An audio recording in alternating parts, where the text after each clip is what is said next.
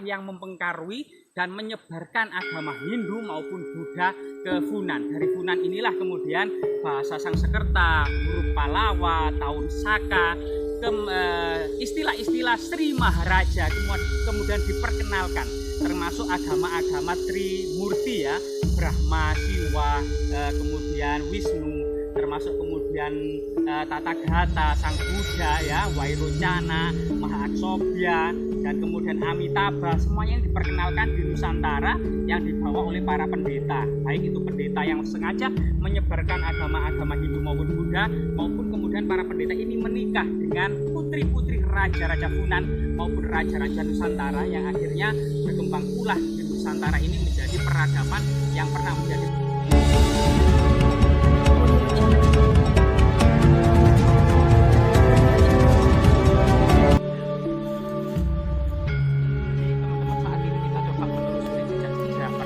perkampungan kuno era kerajaan Majapahit, termasuk kemungkinan memang banyak hal tinggalan-tinggalan berupa megalitik, neolitik ya, baik dolmen, menhir, dan lain sebagainya. Nah, mencoba menelusuri jurang-jurang yang sangat indah ini.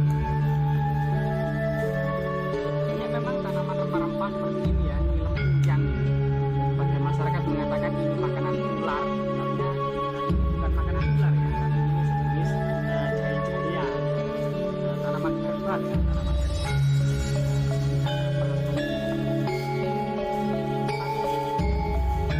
perhutani Pak ya? Ya, perhutani ke atas.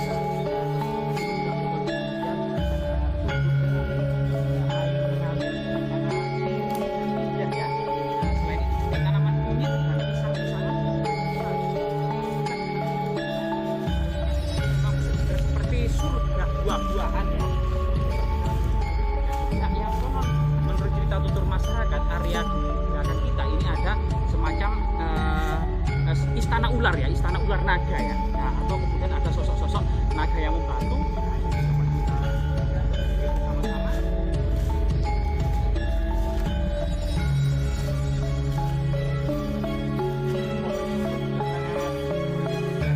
Airnya ini habis musim kemarau.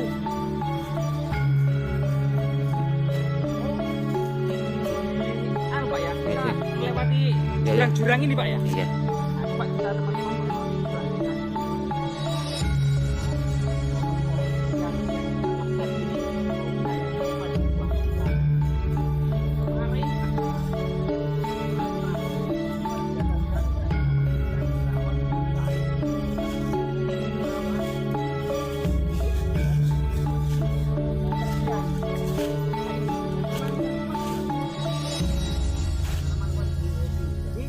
peradaban masa lalu memang tidak terlepas dari pasang surut ya, pasang surut perubahan dan dinamika sebuah zaman.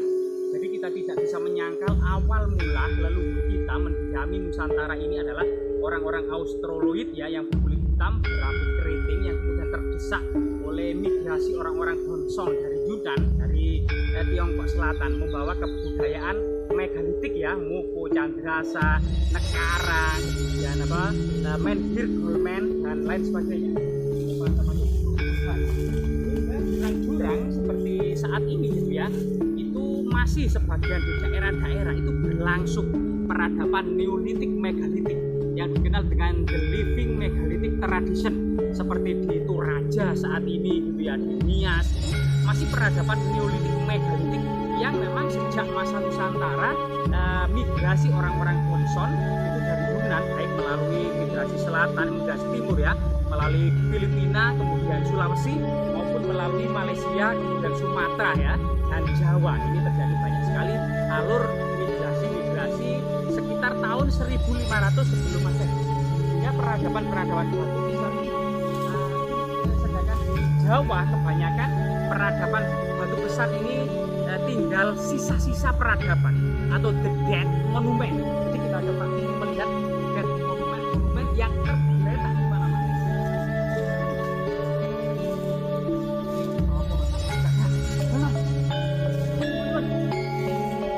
Di sini ada seperti sisi naga dan benar-benar memiliki lubang hidung, teman-teman. Ini ada lubang hidungnya, kita jadi penasaran teman-teman ya. Rahayu, Mbak. Itu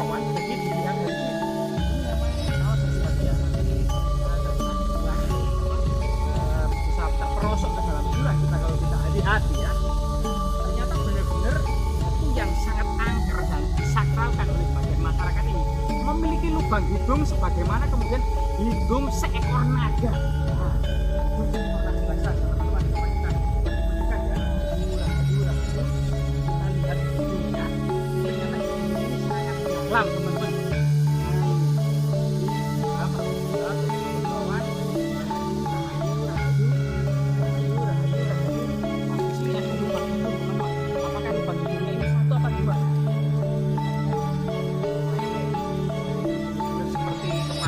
Raksasa yang betapa membatu dan benar-benar ada lubang hidungnya, dan lubang hidungnya ternyata sangat dalam sekali dan sangat misterius yang saat ini menjadi rumah dari ribuan semut merah.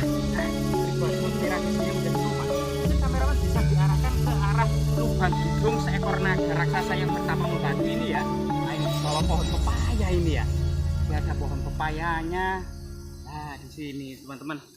Jadi banyak hal ya peninggal diduga memang ini adalah sebuah batu peninggalan Neolitik megalitik yang pernah menjadi sebuah situs sakral dan magis pada masa prasejarah, yaitu antara sekitar 1500 sebelum Masehi. Di puncak kejayaannya itu antara 500 sebelum Masehi sampai awal Masehi, yang kemudian di bawah puncak kemaharajaan Funan di lembah Sungai Mekong itu membawai seluruh peradaban prasejarah Neolitik atau yang dikenal dengan peradaban perunggu ya di Asia Tenggara. Ini dikuasai oleh di bawah koordinasi Funan Empire. Ini adalah puncak peradaban perunggu yang kemudian menjalin hubungan perdagangan secara masif dengan Tiongkok, Jepang maupun India, sehingga kemudian para pendeta India inilah yang mempengaruhi dan menyebarkan agama Hindu maupun Buddha ke Funan. Dari Funan inilah kemudian bahasa Sanskerta, huruf Palawa, Taun Saka, istilah-istilah Sri Maharaja kemudian diperkenalkan, termasuk agama-agama Trimurti ya, Brahma, Siwa, kemudian Wisnu, termasuk kemudian Tathagata, Sang Buddha ya, Vairocana, Mahaksobhya, dan kemudian Amitabha. Semuanya diperkenalkan di Nusantara yang dibawa oleh para pendeta, baik itu pendeta yang sengaja menyebarkan agama-agama Hindu maupun Buddha, maupun kemudian para pendeta ini menikah dengan putri-putri raja-raja Funan maupun raja-raja Nusantara, yang akhirnya berkembang pula Nusantara ini menjadi peradaban yang pernah menjadi peradaban Buddha terbesar di dunia pada waktu itu ya, dengan monumen Prambanan, Borobudur, Laosan, Sewu dan lain sebagainya ini. Tetapi kemudian sebelum pengaruh dan masuk serta berkembangnya agama Hindu dan Buddha, masyarakat Nusantara sudah mengenal sistem religi, yaitu menhir atau sistem hati besar ya. Semoga kemudian situs-situs seperti ini bermanfaat ya dan tetap terjaga.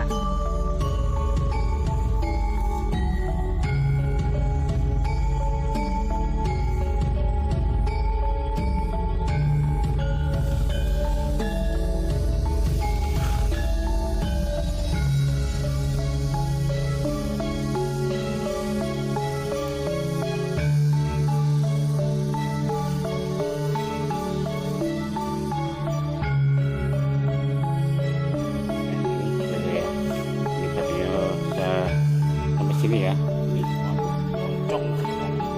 Nah, yang di sini ini juga banyak batu-batu yang berbentuk relief ya dari ya. Ini ya, ini seperti kepala ular juga ya. Kepala ular bermahkota itu ya.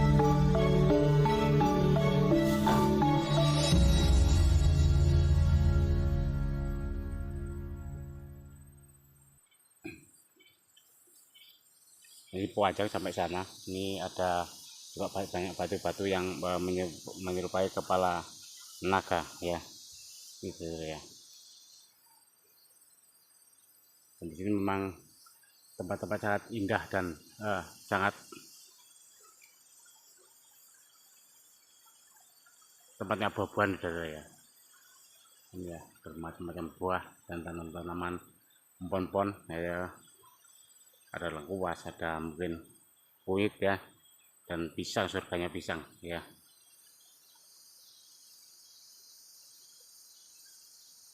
Nah, sampai di sini penulisan dari Belantara Channel. Salam lestari, salam budaya. Rahayu, rahayu, rahayu.